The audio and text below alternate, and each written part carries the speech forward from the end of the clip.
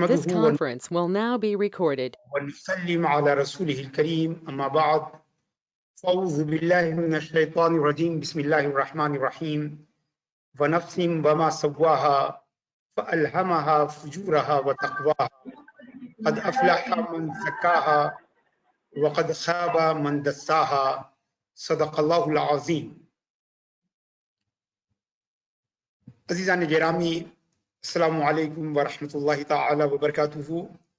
اللہ تبارک و تعالیٰ کا شکر و احسان ہے جس نے ہمیں اور آپ کو تزکیہ سیریز کی اس مجلس میں اکٹھا کیا۔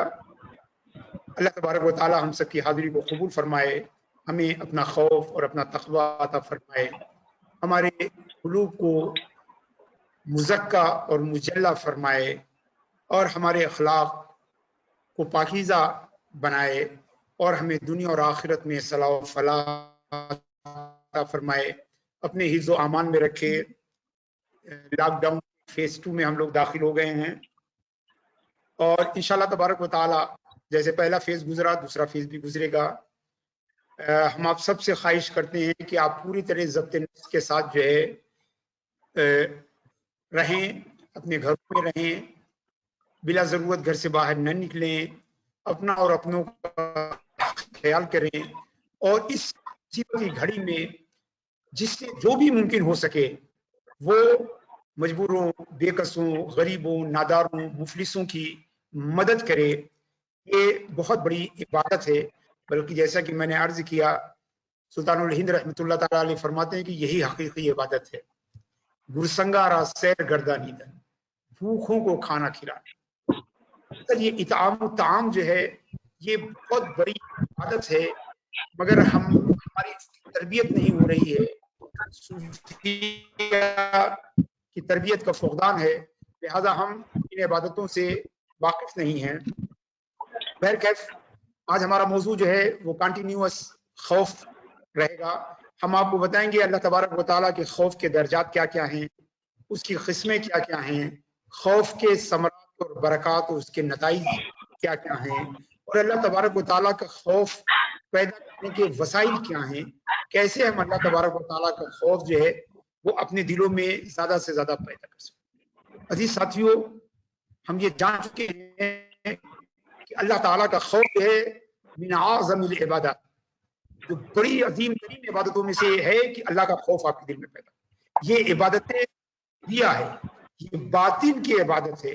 جیسے جسم کی عبادت نماز ہے، ویسے دل کی عبادت اللہ کا خوف، اللہ کا تقوی، صدق، رضا، ورع، یہ ساری چیزیں جو ہے یہ عبادت باطنہ ہے، عبادت قلبیہ ہے، یہ روح کی عبادت ہے اور یہ صوفیہ اور سلوک کے مقامات میں سے ایک بہت بلند مقام ہے۔ اللہ کا خوف، ظاہر سی بات ہے کہ جس طرح اللہ کے بندے الگ الگ ہوتے ہیں ویسے اللہ کے بندوں کا خوف بھی مختلف درجوں کا ہوتا ہے۔ تمام بندوں کا خوف یکساں نہیں ہوتا ہے، ایک جیسا نہیں ہوتا ہے۔ ایک عوام کا خوف، عوام کا خوف یہ ہوتا ہے وہ عذاب سے ڈرتا ہے، عذاب سے ڈرتا ہے اور ثواب کے نہ ملنے سے ڈرتا ہے، یعنی عذاب سے ڈرتا ہے اور ثواب نہ ملنے سے ڈرتا ہے، یہ عوام کا خوف ہے۔ دوسرا جو ہے وہ خواص کا، خاص لوگوں کا جو ہے وہ خوف ہے کہ وہ عذاب نہیں بلکہ عقاب سے، عقاب سے جو ہے وہ ڈرتے ہیں، یعنی اللہ کی ناراضگی سے ڈرتے ہیں، اللہ کے عتاب سے ڈرتے ہیں اور قربت کے فوت ہونے سے ڈرتے ہیں کہ اگر ہم یہ کام کریں گے تو ظاہر سی بات ہے وہ عذاب کو مستلزم کام نہیں کرتے، وہ ترک ثواب والا کام نہیں کرتے، مگر ایسے کام سے ہوتے ہیں کہ جس کی وجہ سے قربت میں کمی ہو جائے اور عتاب نازل ہو، تو یہ خاص لوگوں کا خوف ہے۔ اور تیسرا درجہ خوف کا جو ہے وہ اخص الخواص کا ہے، اولیاء اللہ کا ہے، صالحین اور صدیقین کا خوف ہے کہ وہاں نہ عذاب کا خوف ہے نہ عقاب کا خوف ہے بلکہ حجاب کا خوف، حجاب کا خوف ہے، کہیں اللہ اور اللہ ان کے درمیان حجاب نہ آ جائے، کہیں مشاہدوں کا تسلسل جو ہے وہ ٹوٹ نہ جائے، کہیں مشاہدے حق میں رکاوٹ نہ آ جائے۔ تو پہلا درجہ عذاب کا خوف، دوسرا درجہ عقاب کا خوف، تیسرا درجہ حجاب کا خوف۔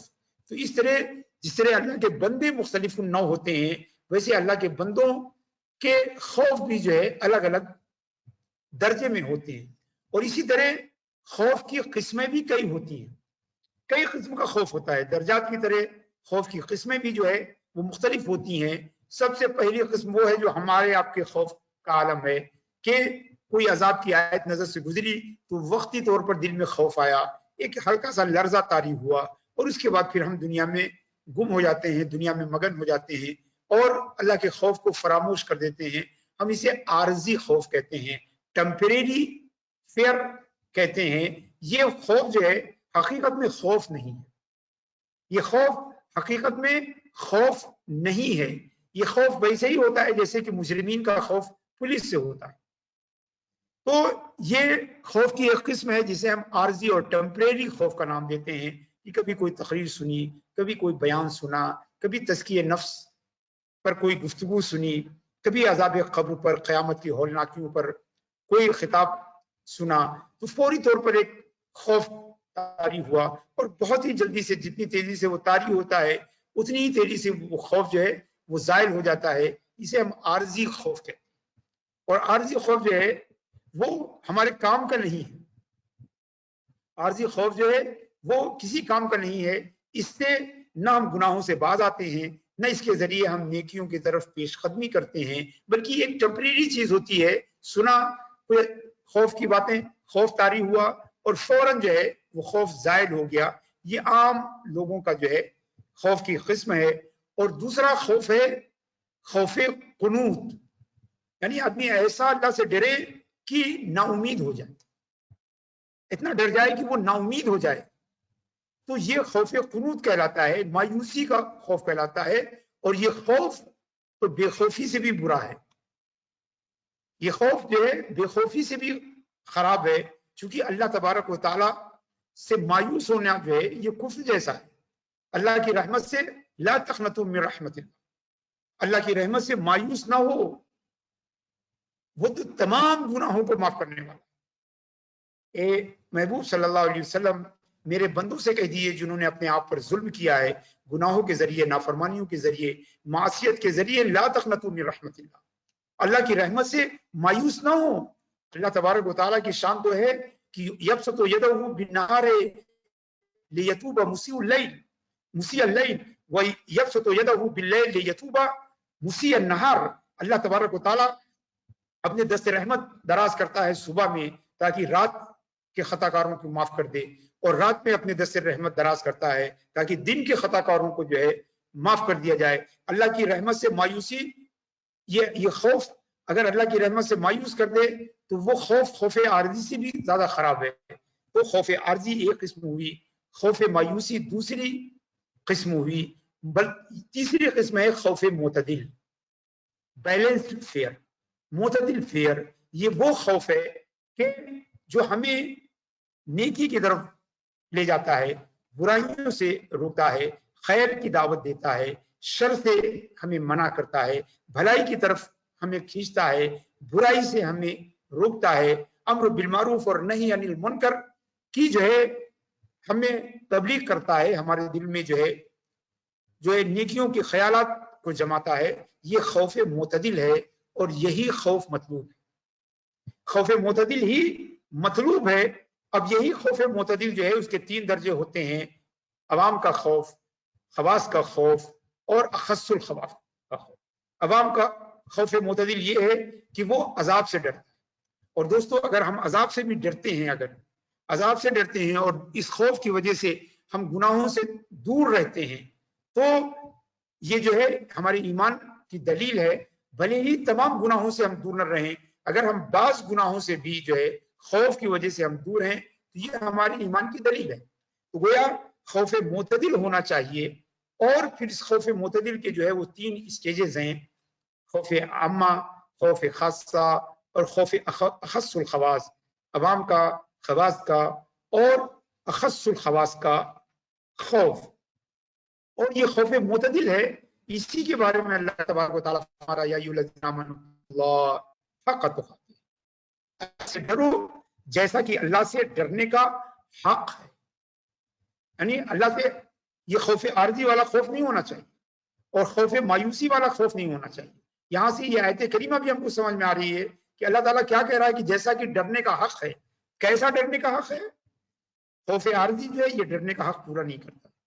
خوف مایوسی جو ہے یہ بھی ڈرنے کا حق پورا نہیں کرتا، بلکہ خوف معتدل جو ہے وہ خوف جو ہمیں نیکیوں کی طرف راغب کرے، جو ہمیں برائیوں سے روکے، وہ خوف معتدل ہے. اور اسی خوف معتدل کا ذکر جو ہے قرآن کی اس آیت کریمہ میں کیا جا رہا ہے. یا ایھا الذین آمنوا، اے ایمان والو، اتقوا اللہ، اللہ سے ڈرو، حق تقاتی، جیسا سے ڈرنے کا حق ہے. لہذا معتدل ہی جو ہے یہ حق تقاتی ہی ہے. اسی لیے دوستو، چونکہ ہم اللہ سے پوری طرح سے نہیں ڈرتے، ہم کو چاہیے کہ اس ڈر کو ہم پوری طرح سے، جیسے ہم عذاب، ہمارا خوف معتدل جو ہے عوام کا خوف ہے، ہم کچھ گناہوں سے بچتے ہیں، کچھ گناہوں سے نہیں بچتے. ہمیں کوشش کرنی چاہیے.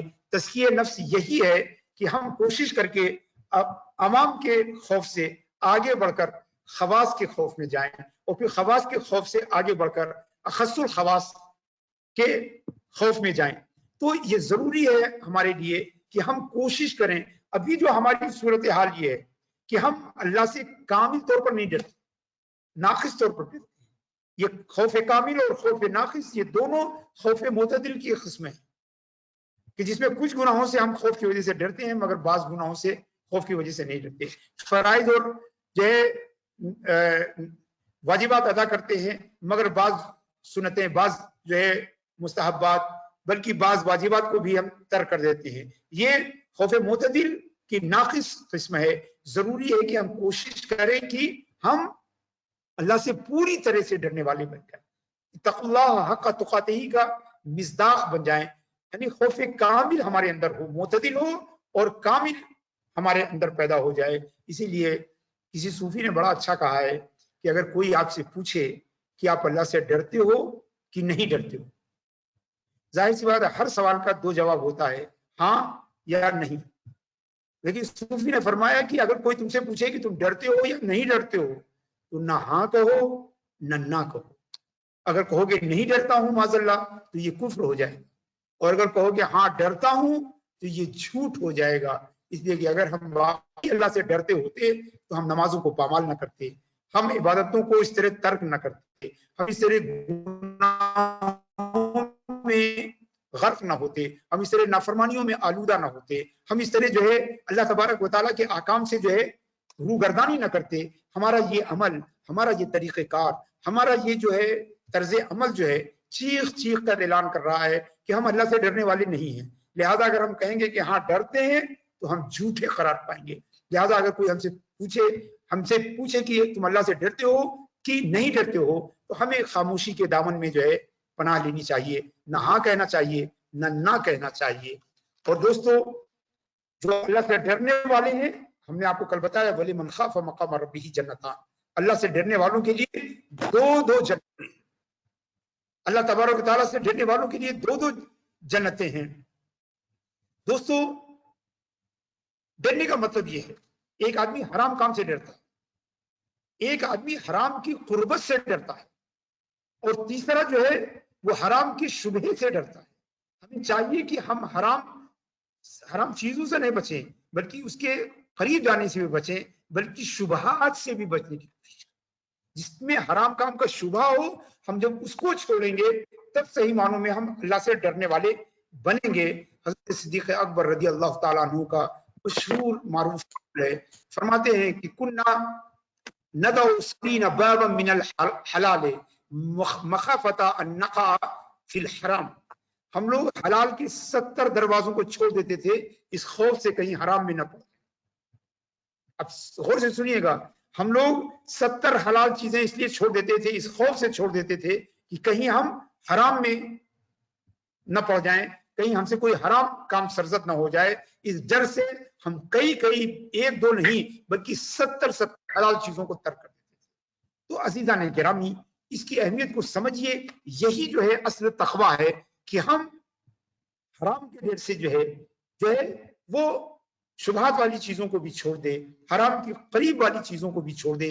یہ بے حد ضروری، اہم اور ضروری چیز ہے. اللہ تعالیٰ فرماتا ہے، اور آپ دیکھیں کہ یہی تقوی جو ہے یہی اللہ کو منظور ہے، یہی تقوی جو ہے یہ اللہ کے نزدیک مقبول ہے، یہی تقوی جو ہے اللہ تبارک و تعالیٰ قبول فرماتا ہے، اسی تقوی کو اللہ تعالیٰ پسند فرماتا ہے۔ اللہ فرماتا ہے لَن يَنَالَ اللَّهَ لُحُومُهَا وَلَا دِمَاؤُهَا وَلَكِنْ يَنَالُهُ التَّقْوَى مِنكُم۔ ہم قربانی میں جو ہے اس کو بار بار سنتے ہیں کہ قربانی کے جانور کا نہ خون اللہ تک پہنچتا ہے نہ اس کا گوشت اللہ تک پہنچتا ہے، صرف تمہارا تقوی اللہ تک۔ گویا اصل مطلوب تقوی ہی ہے۔ یہ رکوع، سجود، قیام اور قعود یہ تو اس تقوی کی حصول یابی کے وسائل اور زینے ہیں، تو یہ وسیلہ ہے، یہ مقصد، ہدف اور ٹارگٹ نہیں ہے، ٹارگٹ تو تقوی ہے۔ اسی لیے حدیث شریف میں آیا کہ ان اللہ لا ينظر الى قلوبكم ان اللہ لا ينظر الى صوركم ولا الى اجسادكم، اللہ تعالیٰ نہ تمہاری شکلیں دیکھتا ہے نہ تمہارے جسموں کو دیکھتا ہے، انما ينظر الى قلوبكم وتقواكم، اللہ تعالیٰ تمہارے دلوں کو دیکھتا ہے اور دلوں کے تقوی کو دیکھتا ہے۔ آپ سوچیں کہ جس سے ہم پوری نماز پڑھتے ہیں، جس بدن سے پوری نماز پڑھتے ہیں، اس بدن کے کسی حصے کو اللہ تعالیٰ نہیں دیکھتا۔ پیشانی سے ہم سجدہ کرتے ہیں، پیروں سے ہم قیام کرتے ہیں، ہاتھوں سے جو ہے ہم رکوع اور سجود کرتے ہیں، پیروں سے ہم قاعدے میں جاتے ہیں، مگر اللہ تبارک تعالیٰ، حدیث صحیح ہے کہ اللہ کے رسول نے فرمایا ان اللہ لا ينظر الى صوركم ولا الى اجسادكم، اللہ تمہاری صورتوں اور تمہاری جسموں کو دیکھتا ہی نہیں، ينظر الى قلوبكم، ينظر الى قلوبكم۔ عزیز ساتھیوں، دوستو، قرآن فاؤنڈیشن سے وابستہ نوجوانوں، آپ تصور کریں کہ ہم اپنے چہرے کے بیوٹیفیکیشن میں، چہرے کے سنوارنے میں کتنا وقت خرچ کرتے ہیں، کتنا جو ہے پیسہ خرچ کرتے ہیں، کتنی طرح کے جو ہے طریقے کرتے ہیں، عمل کرتے ہیں، کوشش کرتے ہیں، جدوجہد کرتے ہیں۔ چہرے کو ہم اس لیے سنوارتے ہیں کہ چہرہ جو ہے یہ دنیا دیکھتی ہے، تو جسے سب دیکھتے ہیں اس کے لیے ہم اتنی کوشش کرتے ہیں، اور دل کا تقویٰ جسے رب دیکھتا ہے اس کے لیے ہم کوئی کوشش نہیں کرتے۔ تو جو بندے دیکھتے ہیں ہم اس کو اتنا سجاتے اور سنوارتے ہیں، اور جو مولا دیکھتا ہے اس کی سجاوٹ اور اسے سنوارنے کے لیے ہم کچھ نہیں کرتے، اور یہ بڑی ہی عجیب و غریب چیز ہے۔ تو ضروری ہے کہ ہم جو ہے اپنے دلوں کو اور اپنے تقوی کو جو ہے بنانے کی کوشش کریں۔ اللہ تبارک و تعالیٰ فرماتا ہے ان اکرمکم عند اللہ اتقاکم، تم میں سے سب سے بڑا وہ ہے اللہ کے نزدیک، سب سے زیادہ بزرگ اور کرامت والا اور عزت والا اور حرمت والا وہ ہے جو سب سے زیادہ تقوی والا ہے۔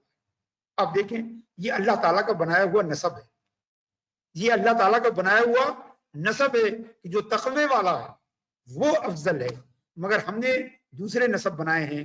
ہم خاندان والوں کو جو ہے بڑا سمجھتے ہیں، مال والوں کو بڑا سمجھتے ہیں، منصب والوں کو بڑا سمجھتے ہیں، جائیداد والوں کو بڑا سمجھتے ہیں۔ تو گویا اللہ نے تقوی کو بڑائی کی بنیاد بنائی، مگر ہم نے مال و دولت اور خاندان اور دنیاوی بنائے انصاب کو جو ہے بڑائی کا جو ہے وہ ذریعہ بنا دیا۔ اسی لیے بعض صوفیہ نے کہا ہے کہ اللہ تبارک و تعالیٰ قیامت میں فرمائے گا کہ اے لوگو، ہم نے تمہیں ایک نسب دیا تھا، ہم نے تمہیں ایک خاندان دیا تھا جس میں فضیلت کا معیار تقوی تھا، مگر تم نے مال و دولت کو دنیا میں جو ہے فضیلت کا معیار بنا لیا۔ آج میں اپنے بنائے ہوئے نسب کو جو ہے بلند مقام عطا کروں گا، اور تمہارے بنائے ہوئے انصاب کو ذلیل اور خوار کر۔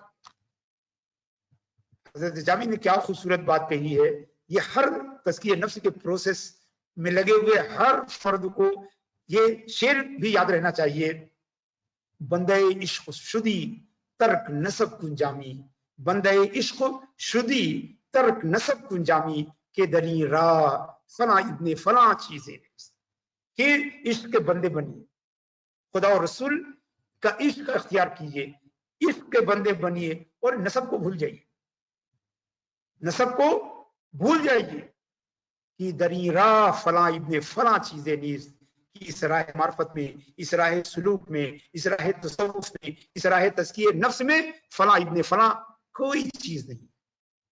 تو دوستو یہ چیز جاننا ہمارے لیے بڑا ضروری ہے کہ ہم یہ سمجھیں کہ یہ تقوی جو ہے ان اکرمکم عند اللہ اتقاکم، تو تقوی جو ہے وہ بڑائی اور فضیلت کا معیار ہے، اور یہ تقوی جو ہے خوف سے پیدا ہوتا ہے، یہ تقوی جو ہے وہ خوف سے پیدا ہوتا ہے۔ اور آپ جانتے ہیں کہ خوف کے ثمرات کیا ہیں، خوف کے برکات کیا ہیں۔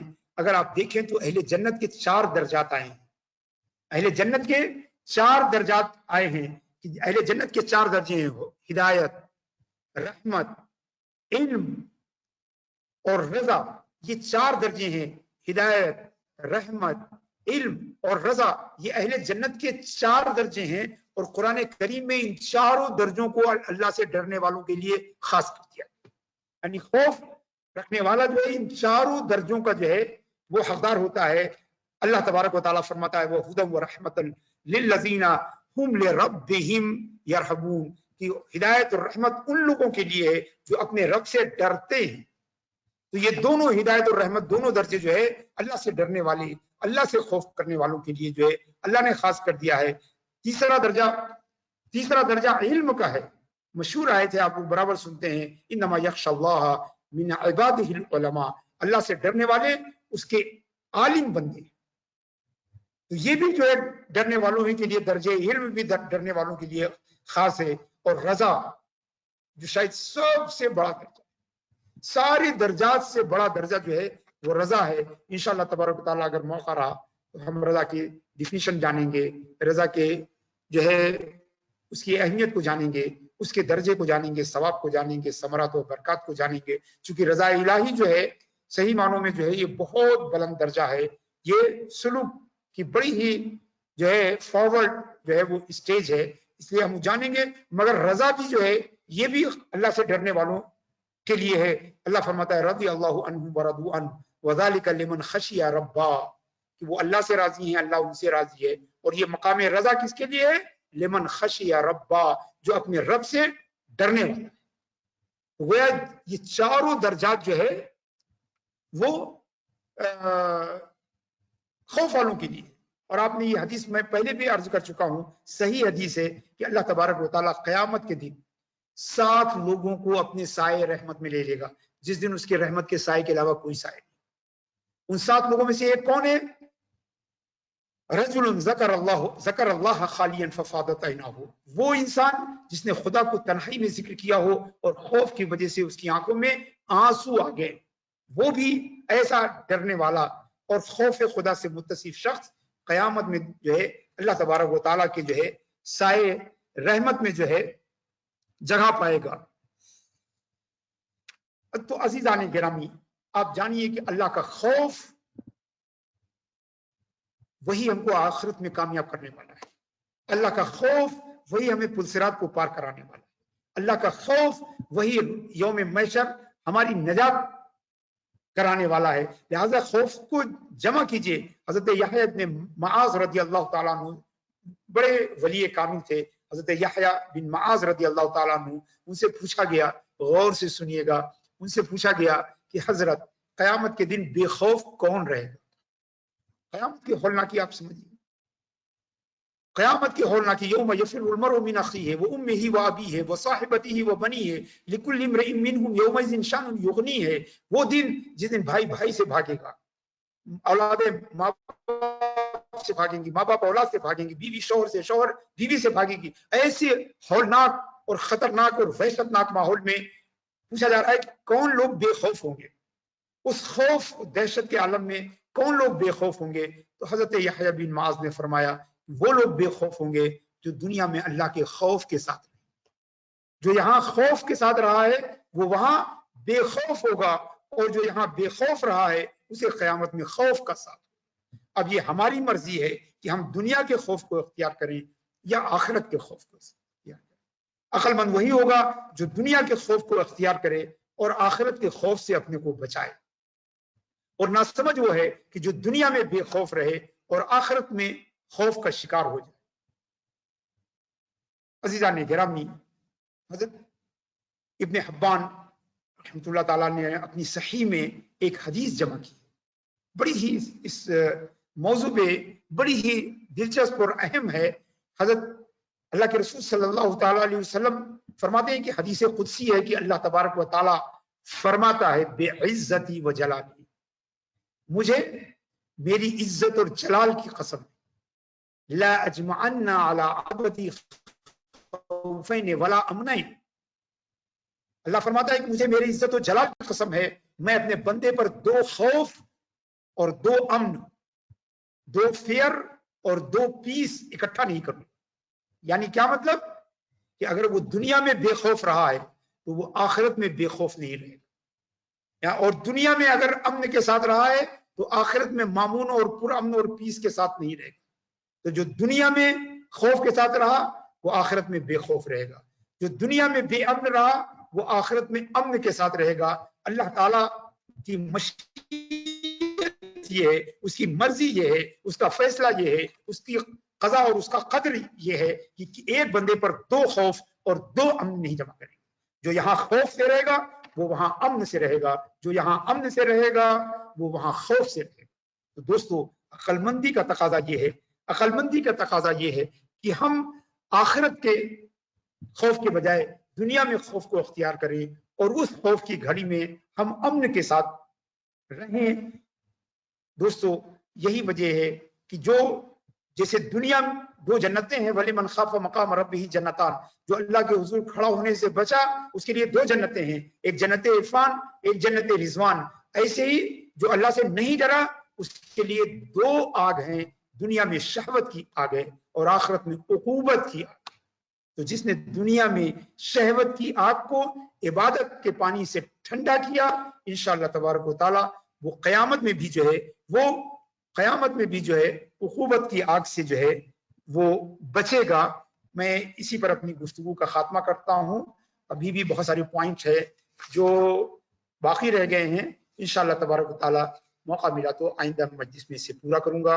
اللہ تبارک و تعالی ہم سب کو دلوں کا تقویٰ عطا فرمائے، ہم سب کو اپنے خوف سے آشنا کرے اور ہم سب کو قیامت کی اس ہولناک گھڑی میں امن کے ساتھ رکھے، اپنے حبیب صلی اللہ تعالی علیہ وسلم کے لواء الحمد کے سائے میں رکھے، ان کی شفاعت عطا فرمائے اور جنت میں ان کی معیت عطا فرمائے۔ وصلی اللہ تعالی علی خیر خلقہ سیدنا و مولانا و حبیبنا محمد وعلی آلہ و صحبہ اجمعین۔ بہت بہت شکریہ۔